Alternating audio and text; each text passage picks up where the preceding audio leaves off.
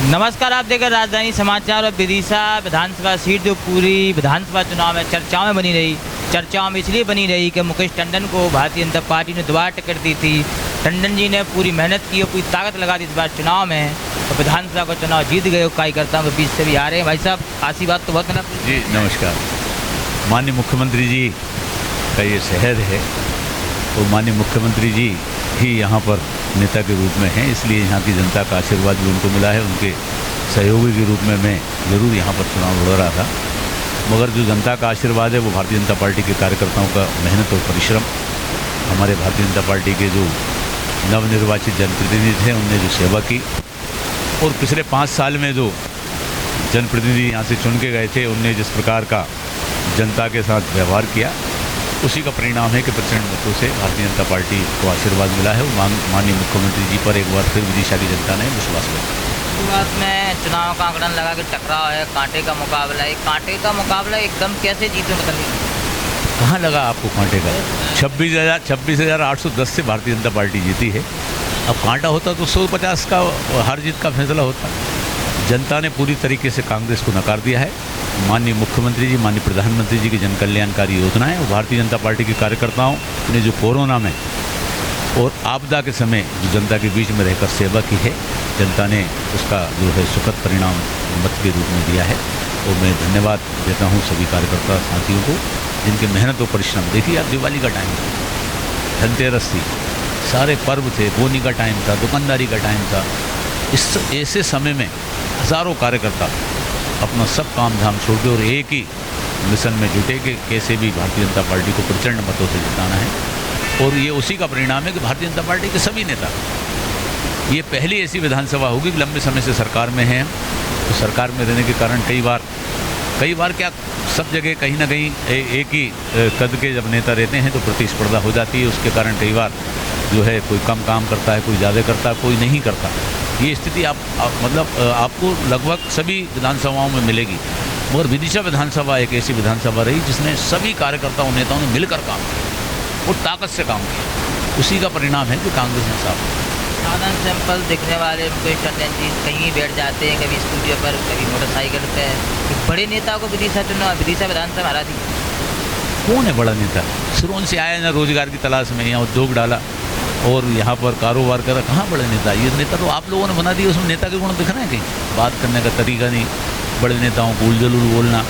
और कौन से बड़े नेता हैं वो? उनने कौन से काम जनता की सेवा के कर दिए? कौन से आंदोलन प्रदर्शन कर दिए? कौन से कांग्रेस के लिए जो उनकी सेवाएं ऐसी रही हैं जिसके कारण वो बड़े नेता माने जाएं? उद्योगपति हैं, व्यापार राजनीति में राजनीति का इस्तेमाल व्यापार में वो करते हैं। उसी के कारण 3 बार पहले भी हार चुके थे, वो चौथी बार हारे हैं। आप ये बताइए, बार बार हारने के बाद भी आदमी क्यों लड़ता है?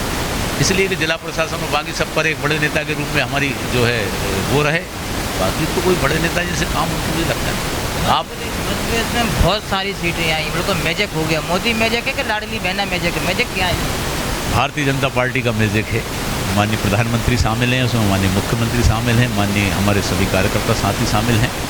सब ने मिलकर ये मैजिक बनाया है और 2024 में ये मैजिक और तूफान बनकर आएगा। अब आखिरी संदेश है, क्या संदेश है विदिशा की जनता के लिए कि जनता ने आपको इतना प्रेम दिया, इतना आशीर्वाद दिया और आज विधानसभा तक एक सामान्य दिखने वाले व्यक्ति हो जाए? देखिए, भारतीय जनता पार्टी को प्रेम विदिशा की जनता ने हमेशा दिया है।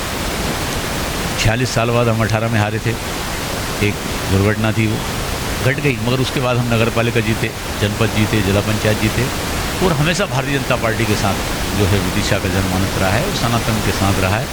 इसलिए हम भी उसी परिवार में शामिल हैं। हम नेता के रूप में विदिशा में काम नहीं करते, एक परिवार के रूप में माननीय मुख्यमंत्री जी विदिशा की जनता को मानते हैं। उस परिवार में हम भी शामिल हैं। वो परिवार एकजुट हो जाता है तो फिर वही होता है जो 2023 में हुआ।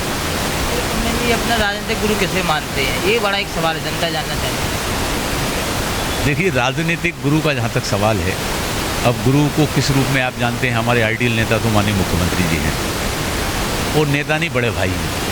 और पिछले वर्षों में उन्हीं के साथ हमने काम किया है और उनकी अच्छाइयाँ सीखने का प्रयास किया है। अब उनसे अच्छाइयाँ सीखी हैं तो निश्चित रूप से आप उनको बड़ा भाई भी मान सकते हैं, गुरु भी मान सकते हैं और हमारा गार्जियन भी मान सकते हैं। और न केवल मेरा बल्कि सब कार्यकर्ताओं के गार्जियन हैं वो और सभी के आइडियल हैं।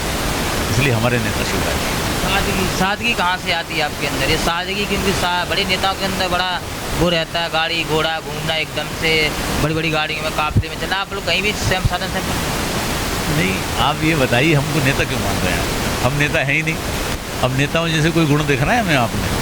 हम नेता नहीं है भाई। इस परिवार विदिशा विधानसभा में जो परिवार निवास करते हैं उसी का एक हिस्सा है, और जब जैसी परिस्थिति रहती है वैसा काम करते हैं। गाड़ी में घूमने का सवाल आता है तो गाड़ी में भी घूमते हैं, और हेलीकॉप्टर में घूमने का सवाल आ जाए तो हेलीकॉप्टर भी, और साइकिल में घूमने का सवाल आ जाए तो साइकिल भी। क्या दिक्कत है? माननीय मुख्यमंत्री जी के आशीर्वाद से सारी व्यवस्थाएं तो हैं विदिशावासियों को उपलब्ध। मुकेश टंडन जी अपनी सादगी के लिए जाने जाते हैं, लेकिन चुनाव 18 में जीते, लेकिन 23 में जीते, धमाकेदार जीते। अब देखना होगा कि विदिशा जिले से कौन मंत्री बनेगा, कौन चेहरा मंत्री पद की शपथ लेगा। टंडन जी भी हो सकते हैं कि सीएम साहब का आशीर्वाद रहा। तो जुड़े हमारे साथ रिपोर्ट विदिशा मध्य प्रदेश।